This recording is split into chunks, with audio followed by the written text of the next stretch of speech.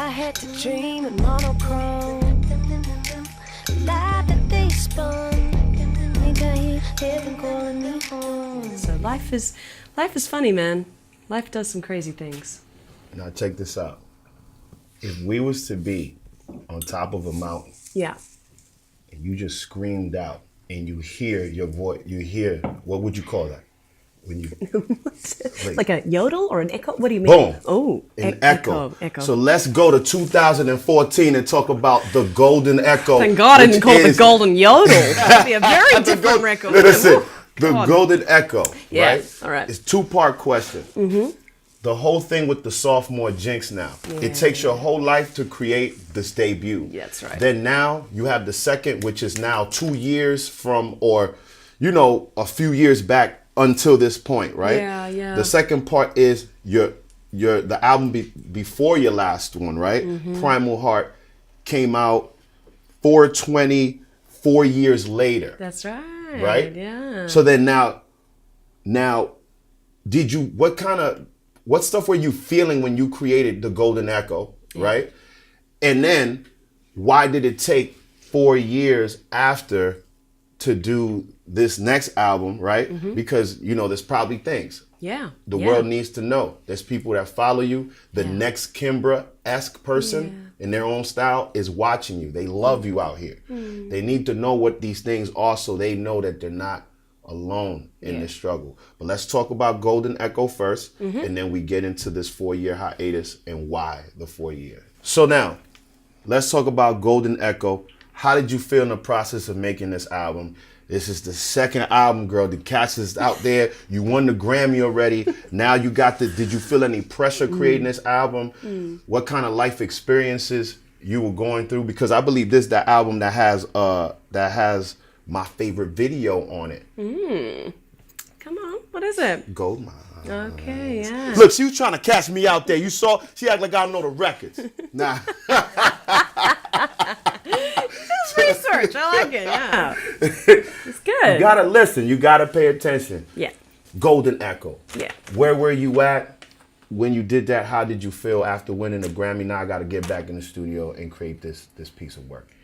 One has a choice, right? You either kind of dive straight into that world, live in Hollywood. I mean, I guess that was kind of the move, was to be based in LA and doing the LA thing. Instead, I moved to a farm in Silver Lake. You pulled the Wyoming move like Kanye or something. He went to a farm. It was real. I mean, I was waking up every morning with free-range chickens in the backyard and sheep, doing their thing. There were dogs, there were goats, there were baby lambs, it was a whole thing.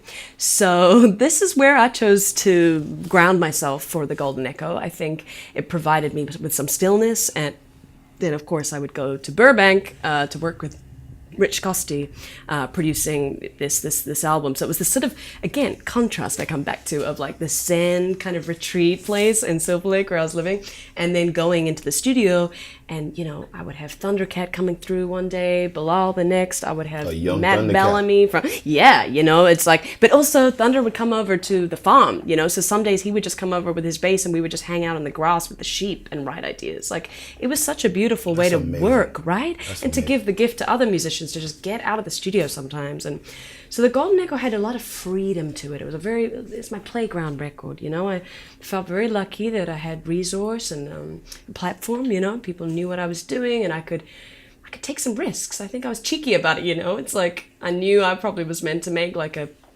heartfelt, like minimal, like pop record with drum machines and emotional and I was like, nah, I want to make a weird, like kind of unexpected album. And maybe that's the rebel artist who doesn't want to do what the label's telling you to, or just genuinely wanting to make a record from the place you're at. And that's where I was at. I had all these things at my fingertips and I wanted to explore.